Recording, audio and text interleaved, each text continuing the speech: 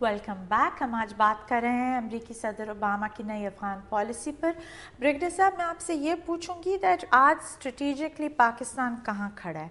We've got Afghanistan जो कि is being run by India and Mossad और अमेरिका वहाँ पे मुसल्लत है, और there so much hostility all around us. हमारे अंदर तालिबान हैं और सारे ये दहशतगर्द हैं। So where do we stand? मैं समझता हूँ जी इस वक्त हमारी पोजीशन एक रडरलेस शिप की तरह है जो समुंदर में चल रही है, जिसका रडर ख़राब हुआ है, कभी दाएं मुड़ जाती है कभी बाएं मुड़ जाती है।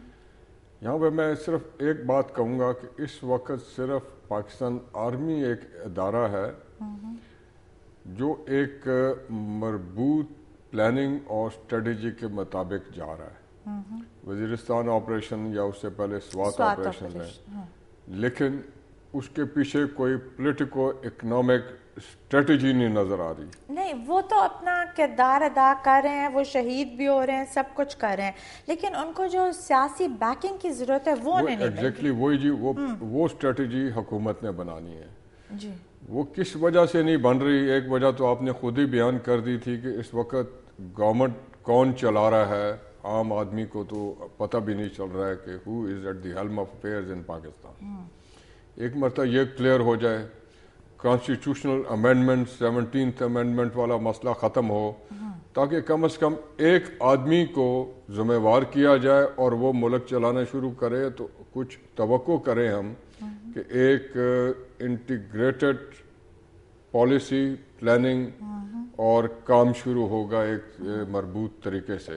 हम इस इंतज़ार में हैं, कौम इस इंतज़ार में। अच्छा, ये मुझे बताएं ब्रिगेडियर साहब दैट यू नो प्रेसिडेंट कारज़ाई, आप उनको जानते हैं उस टाइम से जब वो क्वेटा में रहते थे, तो आप मुझे ज़रा उनका बैकग्राउंड बताएं। What kind of a person is he, और वो इस वक्त पाकिस्तान को इतना अपोज क्यों कर रहे हैं और इतने प्रो इंडिया क्यों हैं उनकी पॉलिसीज़? करज़ई साहब जी ये शिमला में पढ़े हुए। अच्छा। इनकी बुनियादी एजुकेशन और कॉलेज एजुकेशन वो इंडिया की हुई है, वो एक चीज़ है। इनके वालिद साहब कोयटा में थे, उनको किसी ने कत्ल कर दिया, जिसका इल्ज़ाम भी इन्होंने पाकिस्तानी अथॉरिटीज़ पे लगाया कि इन्होंने मरवाया, हालांकि कोई ऐसी बात नहीं थी। वो इनके मुजाहिदीन के या अपने फैमिली फ्यूड्स की वजह से मारे गए। इनके भाई के बारे में रिसेंटली खबरों में ये आया कि जी is one of the drug barons of Afghanistan, one of the biggest drug barons of Afghanistan. खुद एक दुरानियों के एक छोटे से सब ट्राइब का ये हिस्सा है। जी जी। और बज़ाते खुद इनका अफगानिस्तान की जहाद में कोई मेजर रोल नहीं था। ये और एक आधे कमांडर थे जिनको लोग उस वक्त CNN कमांडर कहते थे, बिकॉज इनको अंग्रेजी आती थी, तो वो बताने के लिए जो दूसरों मुजाहिद जो काम करते थे तो ये अंग्रेजी में CNN वगैरह के सामने basically spokesman, they were basically spokesman. तो ये फिर एंटी पाकिस्तान इसलिए शायद होंगे, लेकिन हमारे सदर तो उन्हें हल्फ बर्दारी की तकरीब पे भी बुला रहे हैं, उनकी पे भी जा रहे हैं, लेकिन एक छोटा सा इंसिडेंट भी होता है, they are ready to blame Pakistan for everything, और उनका एटीट्यूड बहुत ज़्यादा नेगेटिव है टुवर्ड्स पाकिस्तान। तो ये हम एटलीस्ट अपने नेबर्स के साथ अपने हालात तो हमें दुरुस्त करने चाहिए। मैं बहुत लंबी डिबेट में इन्वॉल्व हो जाऊंगा जी, मैं सिर्फ एक बात कहूँगा, अफगानिस्तान में इस वक्त या इससे पहले प्रोफेसर रबानी की भी जब हुकूमत होती थी, कुछ भी होता था तो ब्लेम पाकिस्तान को आता था। After what all Pakistan has done for them. इसी तरह हिंदुस्तान में कल कोई टेररिस्ट इंसिडेंट हो जाएगा तो बगैर सोचे समझे वो हमें ब्लेम कर देंगे। बिल्कुल। हमें देखना चाहिए कि वो क्या वजूहात है जिनकी वजह से हर चीज़ का इस खत्ते में ब्लेम हमारे ऊपर आ रहा है। जी। मैं समझता हूँ सबसे पहले तो लैक ऑफ गुड गवर्नेंस है।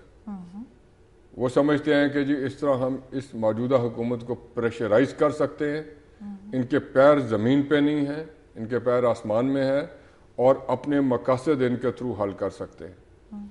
तो ये वो चीज़ है कि जिसको हमें सोचना चाहिए, हमारी लीडरशिप को सोचना चाहिए, और पब्लिक को इकट्ठे होकर फोर्स करना चाहिए लीडरशिप को कि आप पब्लिक की उमंगों के मुताबिक काम करें بیرونی آقاؤں کی مطابق مت نہ چلیں. برگیڈیئر صاحب لیکن ہمارا تو 1947 سے ہم لوگ وہی جو فورن ایلیمنٹس کہتے ہیں وہی ہم مان رہے ہیں. There never has been a true leader here. اور مے بی ذوالفقار بھٹو صاحب تھے لیکن اس کے بعد خیر نواز شریف صاحب ڈیولپ ہوئے during the martial law of president Zia, لیکن انفارچونیٹلی مشرف صاحب کے مارشل لا سے تو کوئی لیڈر بھی نہیں ڈیولپ ہوا. تو why do we have this leadership crisis? اس کی جی ایک بنیادی وجہ ہے کہ 10 سال فوجی لیڈرشپ رہتا ہے, پھر 8-10 سال سویلین لیڈرشپ آتی ہے. فوجی leadership back to square one کر دیتا ہے. ہندوستان میں اگر ڈیموکریسی ہے تو it has 62 years of democratic institutions چل رہی ہیں. پاکستان میں کوئی بھی انسٹیٹیوشن 10 سال سے پرانی نہیں. ایوب خان آئے, انہوں نے پرانا سارا آرڈر ریجیکٹ کیا اور کنونشن مسلم لیگ شروع کی. ضیاء الحق صاحب آئے, انہوں نے پرانے آرڈرز کو پیپل پارٹی وغیرہ کو ختم کیا اور ایک اپنی مسلم لیگ, فدا مسلم لیگ, جو مسلم لیگ, وہ ایک سٹارٹ کروائی. مشرف صاحب آئے, انہوں نے کیو ایم ایل سٹارٹ کی. تو ہوتا یہ ہے کہ ہر ایک نئے ملٹری ڈکٹیٹر کے آنے کے ساتھ we go back to square one and restart our innings from point zero. اس کی وجہ سے ہمارا ملک ایک ایوولوشنری پروسیس میں پراپرلی چل نہیں سکا. We are still stagnating. And ہمیں یہ کہنا چاہیے پاکستان میں ڈیموکریسی کی ایج صرف 1.5 سال ہے یا 2 سال ہے, 62 سال نہیں ہے. That's true. پراپر ڈیموکریسی تو ہو ہی نہیں ہے. اچھا مجھے بتائیں برگیڈیئر صاحب, ان دی اینڈ کہ اب آپ اس کو اوباما کی پالیسی کو کیسے دیکھتے ہیں؟ How do you compare it with Bush policy? ایک چیز ہے کہ اوباما کی پالیسی زیادہ کلیئرٹی کے ساتھ آئی ہے. انہوں نے ایک ایگزیکٹ ٹائم اسپیس دے دیا ہے. انہوں نے ڈائلاگ کی بات کی ہے. انہوں نے سرچ کر کے افغان نیشنل آرمی اور پولیس کی کیپیسٹی بلڈنگ کی بات کی ہے. اس حساب سے اس میں کلیئرٹی زیادہ ہے. لیکن میں سمجھتا ہوں کہ پاکستان کے لیے مشکلات کا اضافہ ہوگا. امریکنز کو ایڈوانٹیج ہو سکتا ہے, ہو, لیکن ہمارے لیے آئندہ ایام زیادہ مشکلات کے ہوں گے. زیادہ ہمیں سمجھنے کی ضرورت ہے, دیکھنے کی ضرورت ہے, اپنے آپ کو تیار کرنے کی ضرورت ہے. لیکن ان کی فارن پالیسی میں کوئی اتنا ڈراسٹک چینج تو نہیں آیا. He hasn't retracted from all the things that President Bush was میں سمجھتا ہوں جی کہ میجر چینج جو آیا ہے وہ ریجنل پاورز کو ڈائلاگ میں شامل کرنے کا. بش کی گو الون والی پالیسی تھی, وہ کہ جی America is a sole single super power, it is not dependent on any one, it doesn't need any one. باقی کنٹریز اور سب کو بیچ میں, especially now that they are engaging China in dialogue and all. Thank you very much Brigadier Saab for being with us here today. Thank you very much. ناظرین, یہ ہیں وہ مجموعی حالات جن کا اس وقت پاکستان کو سامنا ہے.